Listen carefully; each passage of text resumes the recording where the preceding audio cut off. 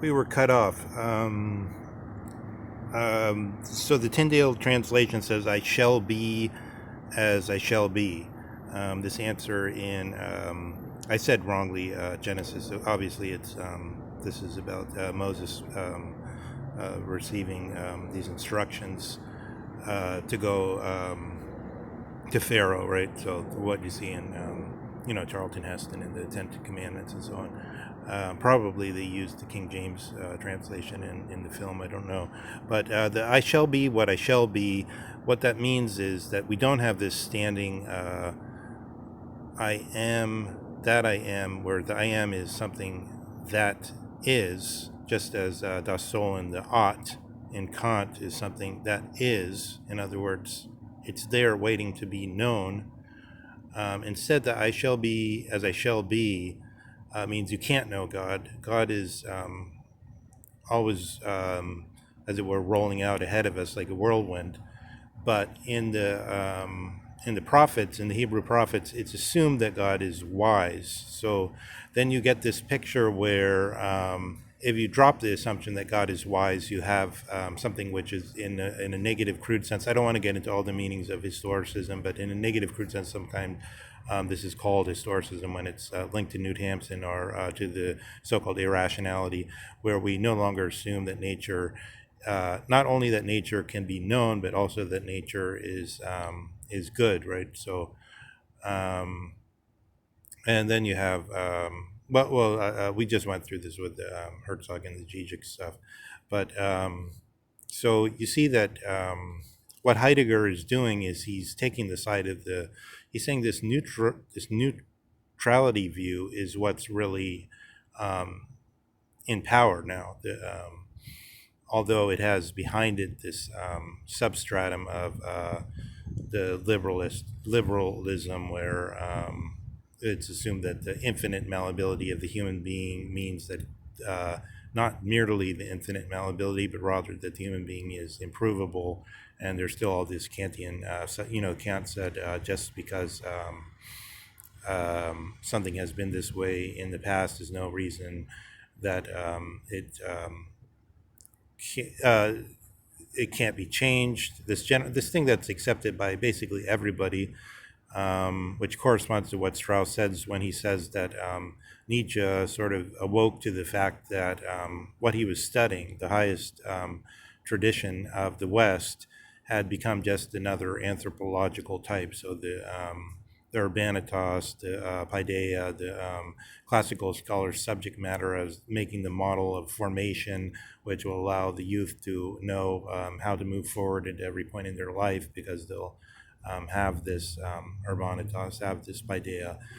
This has become just the model of an anthropological type, and then therefore it's just one form among others.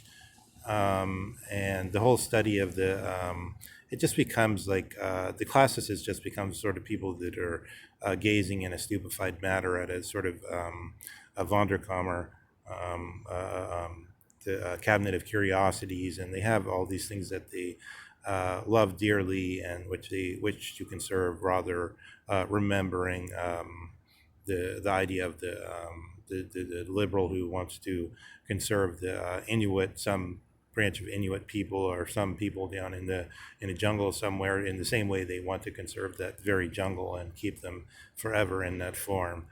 Um, Everything is just forms, and then you get the Nietzsche lands upon this Bartold Niebuhr saying that what we don't know is that what even the most clever and greatest, highest spirits among us don't know is that all these forms are only that which holds captivated the fellows of those who read the deepest emotions into them.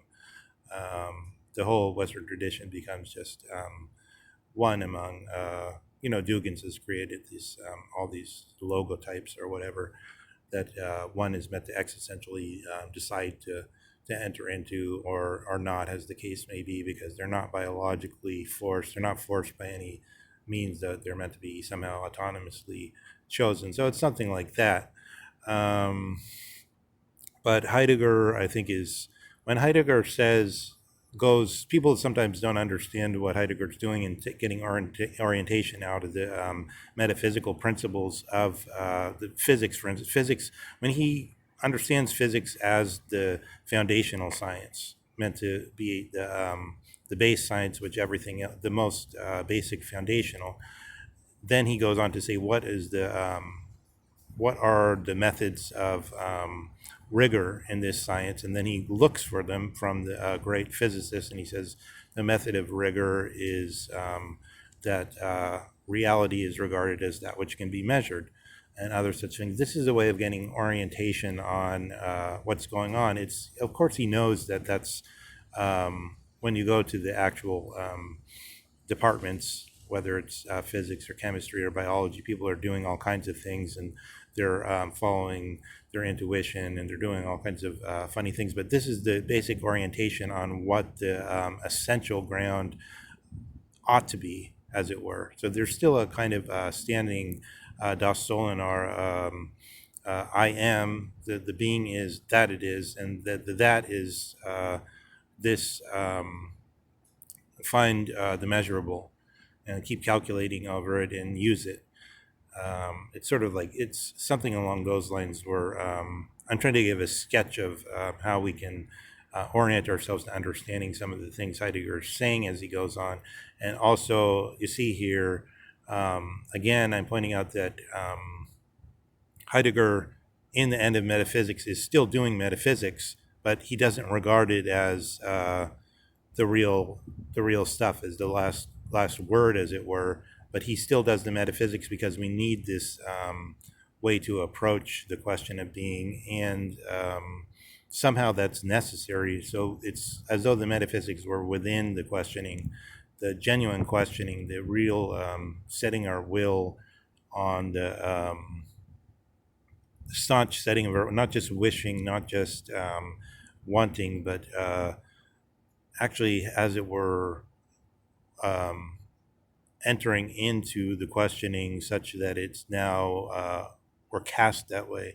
I just, one small reflection on the Geworfenheit, or the being cast, as I think that which is happening all the time, in which we find ourselves submit, so we're always starting from that cast position. It reminds me of two moments in the history of Western metaphysics. One is when Spinoza said a stone, if it were conscious, if it were equipped with consciousness, it would regard itself as being choosing its path. So it's, the stone is just thrown, according to Spinoza, but it would regard itself as being the captain of its own ship, as it were. And this reminds of what you hear from Zizek when he says there could be a joystick connected to our brain, and we would be controlled by that joystick, but we'd experience it as our own autonomy or freedom.